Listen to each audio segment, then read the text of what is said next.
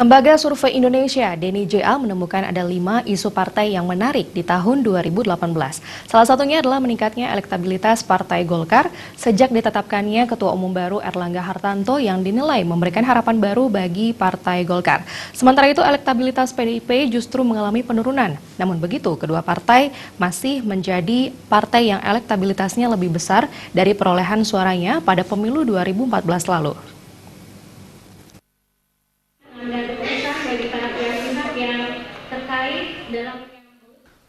Tahun 2018 disebut juga sebagai tahun politik. Bahkan kurang dari setahun lagi pemilu legislatif dan pemilu presiden akan dilaksanakan serentak untuk pertama kali. Partai politik dan capres pun sudah menyiapkan kuda-kuda menghadapi pemilu yang akan datang. Pentahapan pemilu pun sudah dimulai dengan verifikasi partai politik. Terkait dengan hal tersebut, sebuah lembaga survei LSI DNIJA melalui survei yang dilakukan terhadap 1.200 responden yang dipilih berdasarkan multi-state random sampling dan wawancara tatap muka yang dilakukan serentak di 34 provinsi di Indonesia, menyimpulkan ada 5 isu terkait partai politik yang menarik di tahun 2018 ini. Salah satunya adalah meningkatnya elektabilitas Partai Golkar di tengah isu negatif yang menerpa partai berlambang pohon beringin tersebut. Menurut peneliti LSI DNIJA, Ruli Akbar, meningkatnya elektabilitas Partai Golkar sejak Desember 2017 hingga Januari 2018, salah satunya dipengaruhi oleh pergantian kepemimpinan yang saat ini diduduki oleh Erlangga Hartanto. Sosok Erlangga Hartanto dinilai bersih dan berintegritas, diyakini mampu membangun kembali kredibilitas partai yang sebelumnya diterpa isu negatif IKTP. Sementara elektabilitas partai PDI Perjuangan justru mengalami penurunan. Namun begitu, kedua partai tersebut masih menjadi partai dengan elektabilitas yang melebihi suaranya pada pemilu tahun 2014 lalu.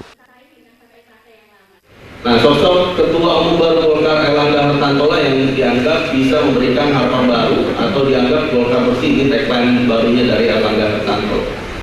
Nah, jadi bisa dibilang dengan program baru dan figur baru dari struktur kepemimpinan Golkar sekarang mengembalikan kepercayaan publik yang lama hilang kembali lagi ke Partai Golkar, dan dari hasil breakdown kita pemilih PDIP lah yang paling banyak terserap masuk kembali ke Partai Golkar.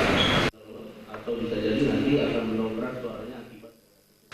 Isu menarik lainnya terkait hasil survei yang dilakukan LSI DNIJA adalah adanya 3 partai papan atas dalam pemilu 2019 mendatang. Ketiga partai tersebut adalah PDIP, Golkar, dan Gerindra dengan perolehan dukungan di atas 10%. Sementara itu PKB dan Demokrat masih bersaing untuk menduduki posisi keempat. Selanjutnya ada 5 partai yaitu P3, Nasdem, PAN, PKS, dan Hanura yang belum lolos parliamentary threshold yang telah ditetapkan sebesar 4%. Dan yang terakhir Partai Perindo memimpin Partai Baru dan Partai Buram.